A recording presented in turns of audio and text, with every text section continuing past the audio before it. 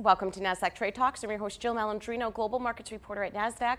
Joining me at the market site in Times Square, we have Francois Delepine. He's the CFO of Venafi, and he is here for Cybersecurity Awareness Month. This is Own It, Secure It, Protect It. It's all about cybersecurity. Thank you so much for joining us at the market site. And Francois, the question is, why is it crucial for consumers and for companies to be proactive when it comes to cybersecurity?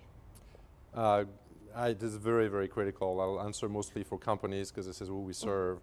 The number of cybercrime has exponentially grown, dramatically grown. It's really challenging our way of doing business. It's challenging our digital transformation.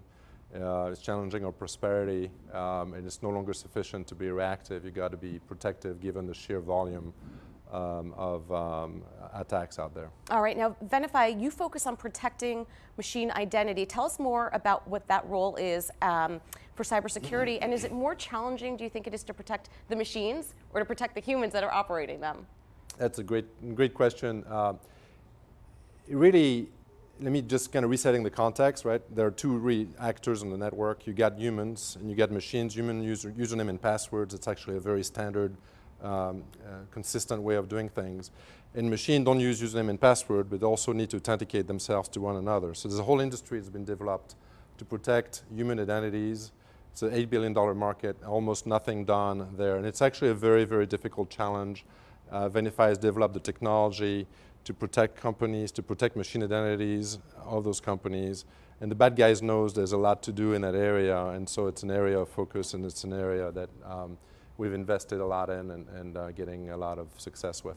Why do you think there's just a big challenge with cybersecurity overall? Are companies doing enough to protect their technology? It is a big challenge because it's a very multifaceted challenge. There's a lot of complexity. I don't think companies are doing enough. In fact, in terms of machine identities per se, even the global 5,000, you can argue they're not doing enough. And as the provider and the market leader in machine identity protection, we're doing still a lot of education.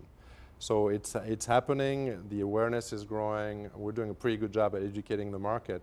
There's so much more to do that sometimes it's overwhelming, but we're there to help. Are there any encouraging signs? Well, the encouraging signs is that there are more and more people adopting, and being aware of that challenge. You got Gartner, the Forresters, talking about machine identity protection. We're doing a lot of work with companies like HashiCorp about kind of the blueprint for, the operating model of the cloud together with machine identity protection embedded in that approach. We're very close to companies like CyberArk and F5 that are also talking about machine identity protection. And there are probably over several thousand people that are trained professional in machine identity protection today. So it's really catching up. There's more and more awareness, but we're still very much in the beginning, even though it's probably a $7 to $10 billion market today as a potential. And to wrap up here, what does cybersecurity look like over the next 3 to 5 years? It's an interesting question. I think there are different schools of thought. Some people believe there's going to be some consolidation happening with bigger companies buying smaller companies.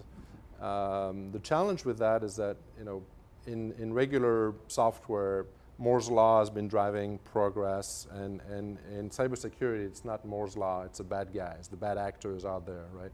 And so it's key to be very nimble to keep up with all those bad actors. They're always finding new ways, particularly with the advance of cloud, multi-cloud, DevOps. The attack surface is increasing. Identity is paramount to be able to trust the various machines, virtual machines, containers, et cetera, that you're in charge of.